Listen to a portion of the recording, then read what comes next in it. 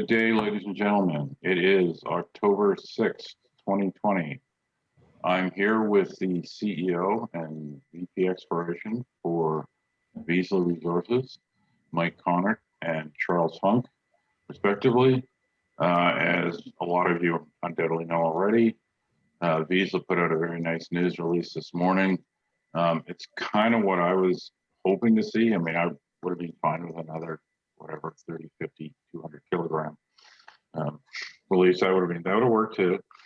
But I think what my sense for a while is that what the market really wants is they want to see you guys building chutes, really, to put it simply.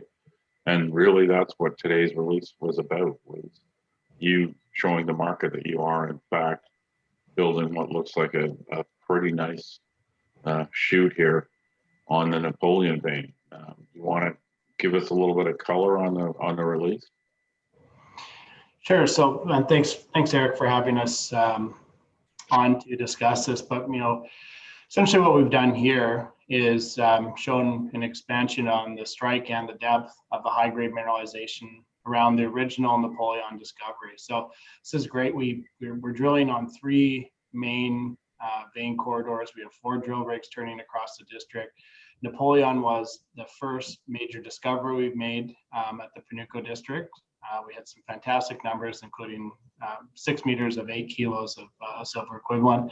Now we're following up on this, and as we continue to drill, we're extending the high-grade mineralization at depth. So we've really opened this chute up, and I think that's really what the market's been wanting to see as well. Of course, there's been conversation about how big can these things get, and I think we're demonstrating that the Napoleon, the short chute around the original discovery has potential to grow, and it's completely open at depth and at strike here. So we're very excited about that.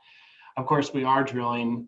We're well funded for drilling, and we are drilling elsewhere across the district, including a kilometer to the north of this chute here on Napoleon at the Papayo zone, right, as well as at the Cordon del Oro vein corridor, and then that's about 6 kilometers away. And then we have another rig on the Animas vein corridor at the San Carlos historic mine. So we have a lot of potential for more of these type of results, and so we are actively drilling across the district. But Charles and his team have done an excellent job putting this together, drilling these opportunities here at Panuco, and probably best if I let him describe this in more detail, including some of the exciting numbers that we've had here. Yeah, so you included this color-coded long section in the release, Charles, and it does. I mean, still, it's a little bit, it's a bit iffy still. Obviously, it's still early, but it's starting to look like you're definitely starting to see a chute start to evolve here. Can you give us your sense of what you think this looks like? And I believe everything's still wide open to depth, so you still got a ways to go, obviously, with this thing. Yeah, the 16 holes in this release start to flesh it out. We've still got a lot to learn, but you can see material progress with those holes. So as Mike touched on, we extended it further to the south. We've now got about 120 meters of strike in the high grade zone. But I think maybe the most compelling thing about the release is the deeper holes. 15.3 meters true width of 450 grams silver equivalent in hole 25. And then a broad 20-meter zone that's about 340 if you include dilution, including some quite high-grade veins underneath. I think the best 2.58 meters at nearly 1,700 silver equivalent. Opens our eyes to 2 real scenarios. A, it's completely open, and so we'll be stepping out underneath to see how much more we can add. But I think some of the key things is the potential for this to be a pit and or a high-grade underground mine is wide open now that we've got these wider intercepts as well as the high-grade veins. Right. And one thing you'll note when you look at the table, folks, and Charles alluded to it when we were talking a little while ago, and it's really nice to see for me because I like this a lot. The gold grades seem to be holding up, like they haven't just They don't, you know, they're not some flash in the pan that just showed up at one level. I mean, as you drill deeper, you kept seeing this high gold ratio.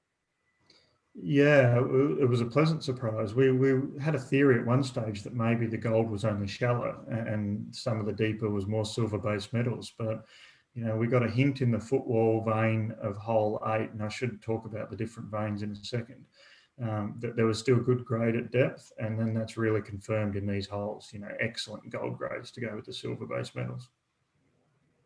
Well, and one other thing too that I think is pretty important, and again, I like seeing it, but it was something you couldn't do until you had enough holes. Is I noted that all of the intercepts in this release are quoted as true thickness, which I think is pretty significant, because I know some of the earlier releases, anybody looking at those cross sections, you know, you could see some of the holes were, you know, somewhat oblique to the vein. You don't know till you drill, but I like the fact that you quoted everything in this table as true thickness. So I think that kind of gets you past that concern that I think some people had about, you know, these guys drilling really stuff that's really thin. They're just drilling really obliquely to it. Yeah, I think it's the natural evolution of exploration. You start where you can get access. We had a truck-mounted rig on the roads, and we had success, and we wanted to sort of utilize those pads. Then once we had success, that justifies putting the man-portable rig in, which is slower to move, and you step back out and you fan out. And the other thing, it's difficult. You don't know which veins line up. So we have the main vein that we have the long section of in the press release. We also have a footwall vein that's got some good grades and then some splays in between. And at the start, you don't know confidently which ones connect. So you've got to put an estimate, you know, plus or minus 20%. And we think this is the thickness. And so you put that in as the downhole thickness, and you make, you know, in all our press releases, we've commented what we think it is, but it was an estimate. Now that we're getting a bit more maturity in the prospect, we're a lot more confident of saying these veins line up, therefore we put the true width. And the nice thing about the main vein is, you know, there's a couple of narrower zones, but really 2.5 to 5 meters are the bulk of the intercepts. You know, so you've got a good mining thickness, and occasionally we're lucky enough, like hole 25, where you get a 15-meter true width. So, you know, I think that's the nice thing, is that showing in the long section that you've got a robust shoot is probably what this press release does most. Yeah, and with what 125 meters of dip and 100 plus anyway, strike. I mean, you're already getting some tonnage, and I think that's really what you guys want to do here, right? I mean, you're not trying to close the book on this thing, but you're trying to say, look, we've got one or two or three places here where there's clearly a shoot that's got enough tonnage to be worth going after. That kind of makes the whole deal make sense. That was sort of the guidelines here. It seems to me like your guys are getting pretty good. They seem to be getting pretty good production, given how many holes you managed to get down here with one rig. So I don't know the other places where you're drilling now. I know some of those are more, you know, more advanced or more fleshed out than others. Should we expect this kind of release from one or two of the other places where you're drilling, where it's going to be something more comprehensive, like here's 10 or 15 holes, here's kind of what we think it looks like? Is that where you're going, or are you just going to are you still kind of jumping around with the other rigs? Yeah. I suppose there's a couple of ways to look at it. First of all, Napoleon was our first discovery. Napoleon was, you know, about a month to 8 weeks ahead of the other discoveries. So it's that much more advanced in our drilling. We're lucky that it's shallow, so we can get quite a lot of meters in quickly. Right. And we could have put all the rigs on Napoleon, but we've consciously, as a management team, said there's a big district at play here. Let's show the bigger picture potential. So, you know, we're sort of making haste slowly at Napoleon. And I'll point out, you know, there's only one hole to the north that stops the strike extent to the north, and it's still open to the south with some good surface results further south. So our strategy at Napoleon is where we get a good intercept, we just step out from there. So sometimes that takes us along strike, sometimes that takes us at depth. Ultimately, we'll test the whole thing. But we've got the second rig up at the Papaya discovery. It's about 5 or 6 holes in now. So, a few more holes there. I note that the labs have slowed down. We were getting turnaround in as little as 2 to 3 weeks, and now we're 6 to 8 weeks for assay turnaround. We're lucky that our mineralisation is pretty visual, so it doesn't affect our targeting, but it does affect getting the batches back. So once we get a batch of results at Papaya, Papaya was like Napoleon, never been drilled, next to no information. So it's virgin and nearly fully preserved. Whereas San Carlos, you'll remember we had all that underground data that we'd sampled. Yeah. So we've drilled another 6 or 7. They're deeper holes. They're sort of 300, 350 metre holes, so we don't get as much production. When we get the batch of assays back, we'll batch another 3 or 4 or 5 holes together, start to try and show some dimensions. And then we've debated internally a lot after the success at Tajitos, whether we should have a rig at Tajitos or keep going at Cordon del Oro.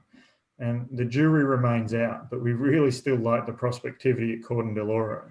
So we've left the rig there for the moment, but we do have to get back and follow up for Tajitos. And we'll either move a rig from Cordon del Oro, or I might twist Mike's ear and see if I can get another rig to balance those. So they're just that much behind, with a slight delay in that things take longer now. But if we can materially add volume, or if we have spectacular grade, I think that's when we'll make announcements. Okay. Well, congrats, guys. I mean, it's a good set of holes.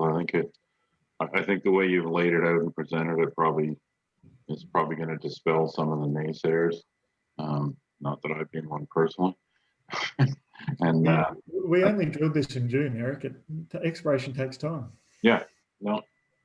I mean, it's actually impressive how quickly you guys have made 3 or 4 discoveries. Really, this is an old camp, but a lot of the stuff you're drilling is really surface drawings and stuff that you guys picked up, and mapping you picked up, and you're drilling underneath of. And even something like Napoleon, there's there's a set of workings there, but you don't know anything about it. You haven't been in it. You got no maps. You got no assays. I mean, it's just there. So really, strictly speaking, it's an undrilled prospect too. So yeah. And again, that of course speaks to the prospectivity of the district. And as we are drilling these main corridors, we are doing background work to generate more targets. So I think, it's kind of a cliche, of course, but we're really only getting started here, and it's it's really exciting what we're developing. Yeah, I think this is another great release. I expect the market to take this well. I know it seems to be fairly happy so far.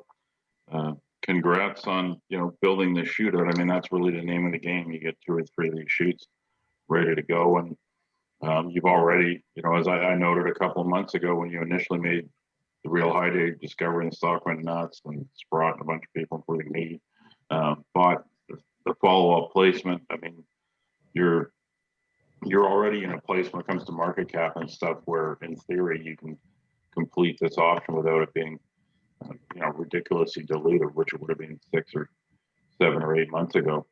So I mean, your basic situation's already changed, and you got tons of money, 4 rigs going. People like silver. Great story all around. VZLA on the venture. And what is the US symbol? What? VIZSF. VIZSF in the US. Yep. Now you want to be on this story. It looks like I still got tons and tons of lights. Thanks very much, everybody. I'll talk to you soon.